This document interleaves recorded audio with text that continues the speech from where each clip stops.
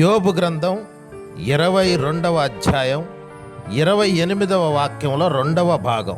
నీ మార్గముల మీద వెలుగు ప్రకాశించును. దేవునికి స్తోత్రం కలుగును గాక.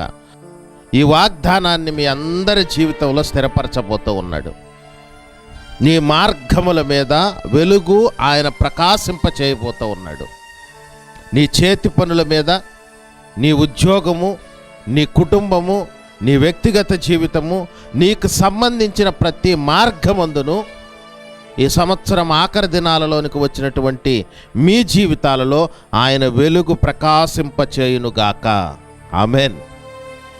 ఆయన నీ మార్గముల మీద వెలుగు ప్రకాశింపచేయును.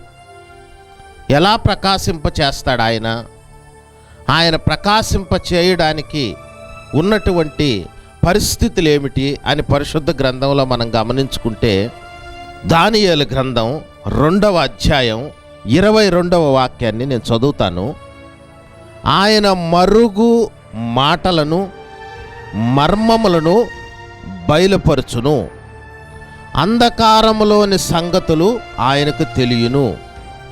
వెలుగు యొక్క నివాస స్థలము ఆయన యొద్ద ఉన్నది. హల్లెలూయ. వెలుగు యొక్క నివాస స్థలము ఆయన యొద్ద ఉన్నది. వెలుగు యొక్క నివాస స్థలమే ఆయన యొద్ద ఉండగా, ఈ ప్రపంచములో ఆయన ఎవరికి ఎంత వెలుగును డిస్ట్రిబ్యూట్ చేయాలో అంత వెలుగు ఆయన డిస్ట్రిబ్యూట్ చేస్తాడు. వెలుగు యొక్క నివాస స్థలం ఆయన యొద్ద ఉండగా, ఎవరెవరికి ఎంత వెలుగు అవసరమై ఉన్నదో ఆ అవసరాన్ని ఆయన డిస్ట్రిబ్యూట్ చేస్తాడు. ఈ వాగ్దాన పూర్వకమైనటువంటి మాటలో మనం చదువుకున్నట్లుగా వెలుగు ప్రకాశింప చేస్తాడు అని. ఇప్పుడు ఉదాహరణకు మీకు అర్థమయ్యేటట్లు ఒక మాట చెప్తానండి. మా కర్నూలు జిల్లాలో బనగానపల్లి ఉందనుకోండి, మామిడి పళ్ళకు ప్రసిద్ధి. అక్కడ నుండి మామిడి పళ్ళు ఆయా ప్రాంతాలకు, రాష్ట్రంలోనూ మరే ఇతర రాష్ట్రాలకు కానీ అక్కడ నుండి డిస్ట్రిబ్యూట్ అవుతాయి.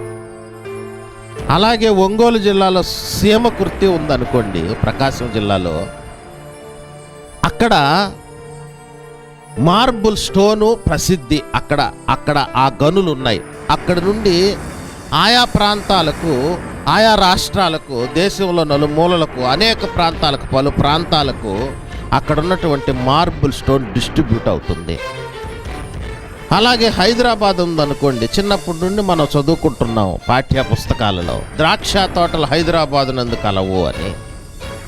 అక్కడ నుండి ద్రాక్ష డిస్ట్రిబ్యూట్ అవుతుంది.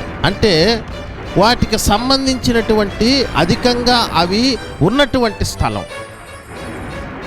ఇప్పుడు వెలుగు యొక్క నివాస స్థలం ఆయన యొద్దనే ఉండగా, మన మార్గముల మీద వెలుగు ప్రకాశింప చేసే దేవుడు ఎవరెవరికి సంబంధించినటువంటి వెలుగు వారికి ఆయన డిస్ట్రిబ్యూట్ చేస్తాడు.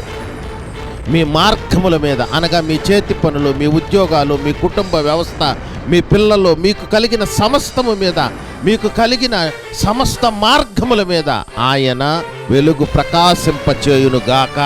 ఆమేన్.